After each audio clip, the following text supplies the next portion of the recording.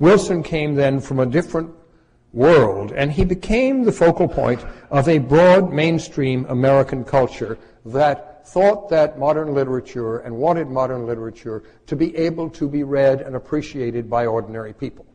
They were not modernists in an abstract sense, and certainly some of them, like T.S. Eliot and Faulkner, were too difficult for some of their writings to be read by ordinary people. But this was a world before the division between the brows or between elite or whatever had established itself as part of our consciousness.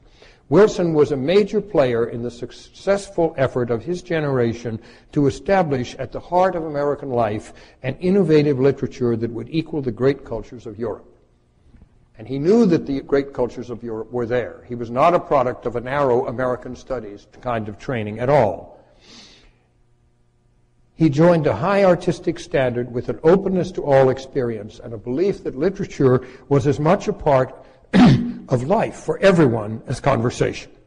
He thought that Proust and Joyce and Yeats and Eliot could and should be read by ordinary Americans and helped that to happen.